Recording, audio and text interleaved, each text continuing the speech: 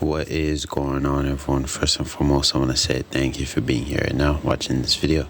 I do really appreciate your time, and I would really appreciate if you do consider subscribing to the Tyler's Concept YouTube channel, simply because it does truly help me out a lot. Now, we're going to be reacting to Fox News leaks Tucker Carlson and Candace Owens exposing Diddy new audio and video leaks, man. Now, this is crazy. The feds have been, I don't even know if it's the feds overall, but overall, there's a lot of leaks that has been coming out about P Diddy, man, especially that new footage of him, you know, putting his hands on Cassie, things like that, has the whole internet going crazy, you get what I mean? And overall, the feds, the police, the FBI, whatever you want to call them, man, are making it very known that they do have, you know, footage, tapes, audios, whatever it might be, of Diddy doing some very, very illegal, dirty stuff, man. Let's just say that, man, inside of his own home. And they're making it very known that they have these tapes, you get what I mean? But overall, yeah, it's crazy, man. But overall, just gonna dive into the video, see what it's talking about, then I'll share the rest of my opinion, see what I have to say at the end of the video. Potential legal troubles for Sean Diddy Combs after another woman accused him of sexual violence. Fox's CB Cotton is in New York with details. In 1 week, 3 women have spoken out against Sean Diddy Combs, alleging he subjected them to violence. The latest accuser, April Lampros, filed a lawsuit in New York State Supreme Court saying she was a college student in the 90s studying fashion when Diddy promised industry access and mentorship. Instead, she alleges he sexually assaulted her 4 times. Lampros says Combs invited her to parties and his recording studio to impress her and also, quote, love-bombed her with gifts and flowers. But the court documents say the friendship quickly manifested into an aggressive, coercive, and abusive relationship based on sex. In one of the alleged encounters, Lampros claims the rapper forced her to take ecstasy and demanded she have sexual intercourse with Kim Porter, one of Combs' former girlfriends with whom he has 3 children. Porter died in 2018. Earlier this week, former model Crystal McKinney filed a federal lawsuit claiming she had dinner with Combs in 2003 and later on the same night was assaulted in his recording studio. The women's claims add to a growing list of others who've come forward with allegations against the rapper in the past 6 months. And singer Cassie Ventura speaking out for the first time on the explosive video showing Combs beating her in a Los Angeles hotel hallway back in 2016. Ventura writing in part, quote, "My only ask is that everyone open your heart to believing victims the first time." Combs released a 1-minute apology video last Sunday in response to the videotape of him and Cassie Ventura. We've reached out multiple times to Combs' lawyers for comment on the latest lawsuits and have yet to hear back. In New York, CB Cotton, Fox News. Fallout continues for rap mogul Sean Diddy Combs tonight as more companies announce they've cut ties with the bad boy CEO. Earlier today, America's Best Contacts and Eyeglasses said they have stopped all sales of his Sean John frames. A number of stores received a message last week to remove all the frames and replace them on the store display shelves. Diddy's music has already been removed from all Peloton devices following a number of sexual assault and trafficking allegations. He also got forced to step down as the CEO of Revolt TV. Joining me now, host of Takedown with Chris Hansen, Chris Hansen. So now we have 2 people come out saying that Diddy was talking to the feds. Do you think that's true? Whether it's true or not, and he might have been cooperative in some way, shape, or form, you don't get away with human trafficking unless you give up John Gotti or something like that, and that's not what happened here. I can tell you, Jesse, that this investigation's been going on for a long time, very closely held by HSI, so much so that even some of the agents on the raid a week ago today didn't know whose house they were raiding until they got there. That's how closely held this investigation. Wow, because there could have been a tip. Absolutely. And there are allegations that he was paying law enforcement through his chief of security, which also happened to be Michael Jackson's chief of security. I don't know if I buy into that. You know, people in Diddy's situation like to have those involved in law enforcement close to them. But that doesn't mean they're taking payoffs. That doesn't mean they're doing big favors. They like that closeness. It's just like how Diddy was able to court Diageo or Estee Lauder. He was very successful in doing that, and that made him a lot of money and gave him credibility outside the hip-hop rap world. And that's what he was trying to do here, a lot like what Epstein did with very powerful political and business figures. And if you look at this report in the New York Post, you see it's a constellation of billionaires he's involved with. Very similar to what Epstein was doing. And, you know, these guys get drunk with power, allegedly. You know, Diddy has said that these allegations are false, but they get drunk with power, and all of a sudden they lose their balance and what's right and what's wrong. And they're insulated, and they've got everybody telling them they're great. And all of a sudden, these civil suits come out. And the feds watch this. That's what happened with R. Kelly. It started with civil suits. Then HSI got involved, and they're the lead agency for human trafficking. These civil suits are just like a silver platter for the feds. Very helpful, very helpful. Take these guys down. All right, well, we'll see how this plays out. Chris Hansen, Takedown with Chris Hansen. Thank you so much. Thank you, Jesse. Click here to subscribe to the Fox News YouTube page to catch our hottest interviews and most compelling analysis. You won't get it anywhere else. So, naturally, the champion for rights and big believer in conspiracies, Candace Owens, has been going off about Diddy. Now to a CNN exclusive, the Department of Justice may be taking steps to indict music mogul Sean Diddy Combs. Two sources close to the investigation tell us that a federal grand jury may soon hear from Diddy's accusers. Since November, Combs has been named in 8 civil lawsuits, 7 of them directly accusing him of sexual assault. CNN entertainment correspondent Elizabeth Wagmeister is here with more on her exclusive reporting. Elizabeth, tell us what you're learning.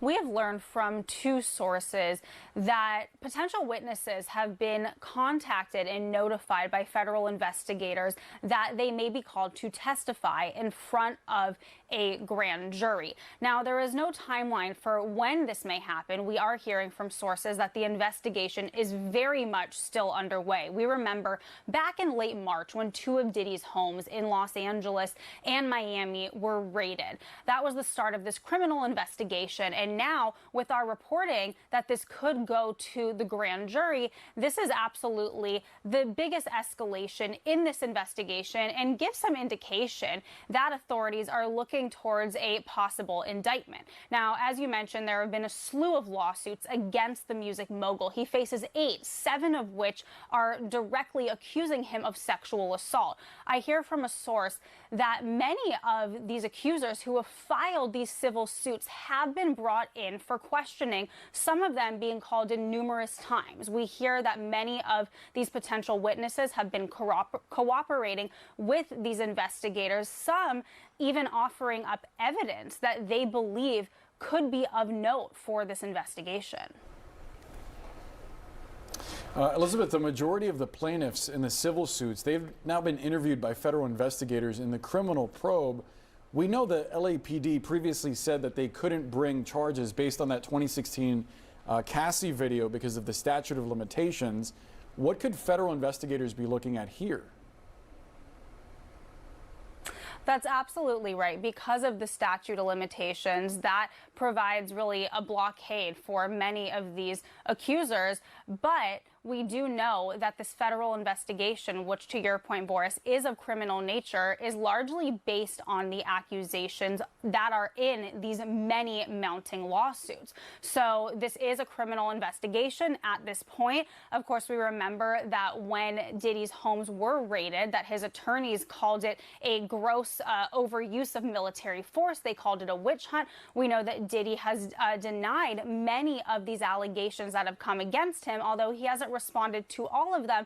So at this point, it is an investigation. We have to wait to see where this may go. But again, this is a large escalation now that we know that potential witnesses have been notified that they do want to bring them to testify in front of a federal grand jury in New York City. So much more to come, but also another thing that we have to watch out for, Boris, as these current cases are being litigated, are more accusers going to come forward? There has been a constant domino effect since November when that first lawsuit from Cassie came out, and now could there be more? Yeah, they just keep coming. They do. Elizabeth Wagmeister, thank you so much for that reporting. Now, Fox News has been on top of their game, giving us the play-by-play on Diddy's situation. The second big explosive thing that came from this document are the allegations that Diddy hosts freak-offs, essentially sexual events to procure blackmail on other people in the industry. That they all come and they have these drug-fused parties with underage boys, with underage girls. And throughout this lawsuit, he names multiple current rappers that have been involved in these parties and are therefore existing under blackmail, right? So if you can suddenly record somebody and they're hooking up with a person that is underage, if you're doing drugs and Diddy has cameras on it, well, then Diddy owns you. Which leads me to think, what even is gangster rap? It's a question that I have been asking a lot. It seems to me that there is something intentional, that they are intentionally feeding us filth via the media. And I wonder if a lot of these artists are existing within this blackmail ring. And also, where have we heard this before? Oh, yes, of course, Jeffrey Epstein, who was bizarrely protected. He was clearly an asset of not just the CIA, but also potentially the Mossad, very much involved with the Mossad over in Israel. And he, too, had so much access, so much wealth, and he got away with it for years, procuring what very clearly is blackmail on politicians. So what we are recognizing is that this ring also exists within Hollywood. Explosive allegation number 3 was that there's even a Ghislaine Maxwell, so to speak, a madame, and that is the other woman that is listed in this lawsuit. His chief of staff, Christina Karam. I don't know how journalists aren't interested in figuring out who this woman is. Her job, as alleged in this lawsuit, was to keep Diddy high. I'm going to tell you what this lawsuit says explicitly about her.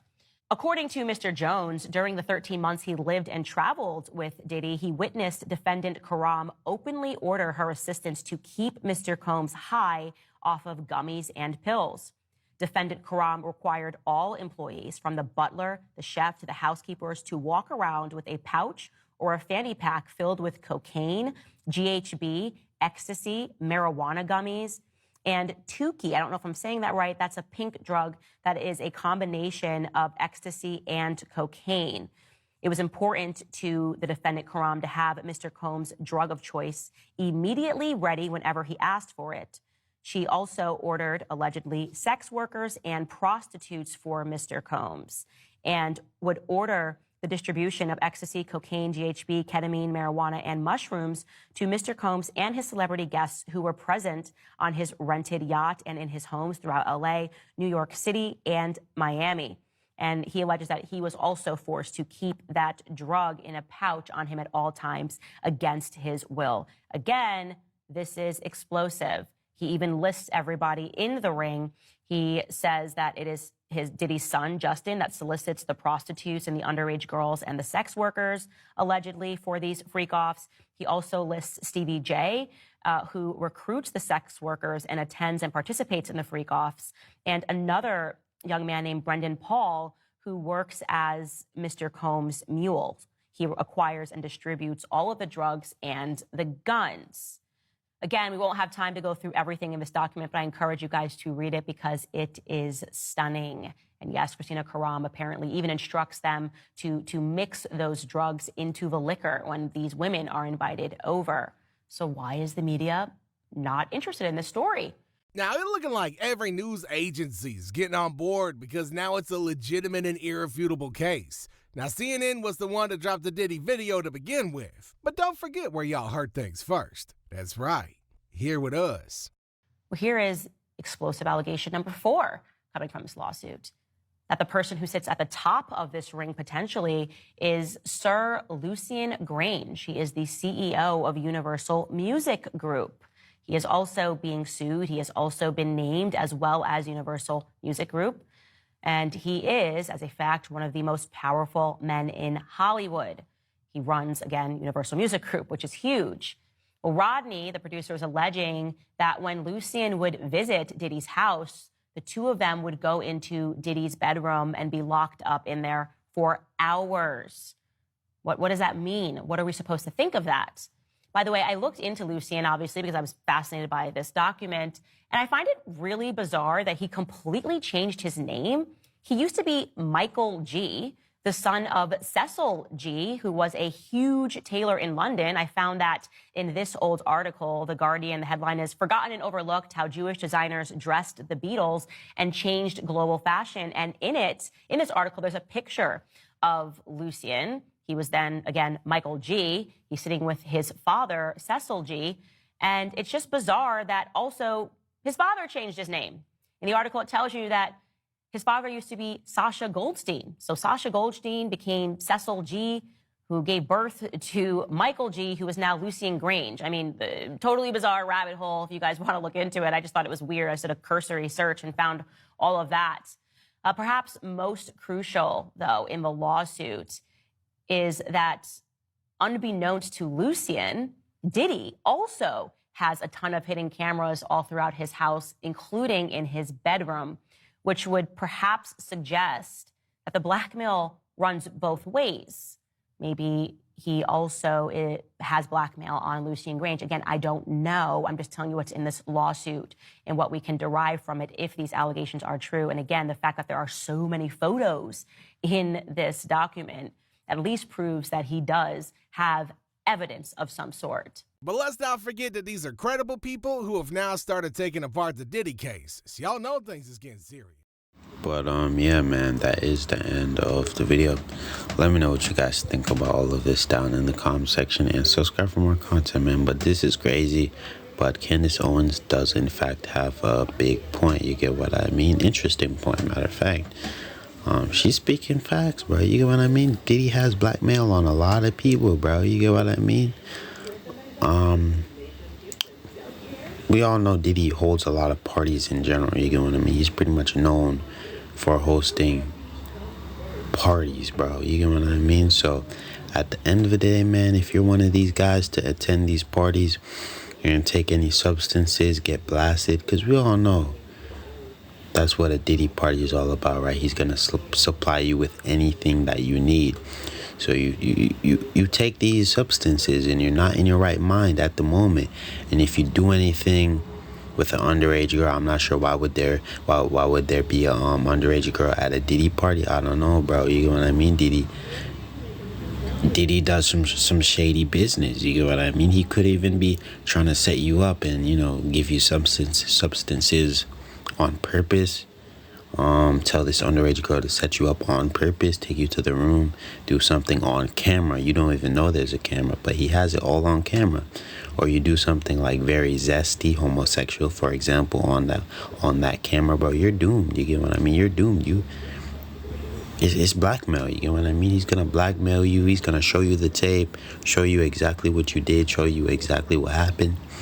And if you don't know, if you don't do what he says or signs, like for example, if you don't sign to his trashy record label, bro, you're doomed. You get what I mean? It's over for you. You're cooked. Your career is cooked. You get what I mean? So nobody wants a photo or a video going around with him in bed with an underage girl. You get what I mean? Like, let's be real. Or anyone underage in general. You get what I mean? So overall, bro, you're cooked if you don't sign to his trashy record label for a low amount of money. Let's just say that. You get what I mean? You don't even have your freedom or your rights. You get what I mean? He pretty much owned you at that point. So yeah, man, I'm not gonna dig too deep into that. I don't want to, you know, go on absolutely, but you guys pretty much get the idea, man.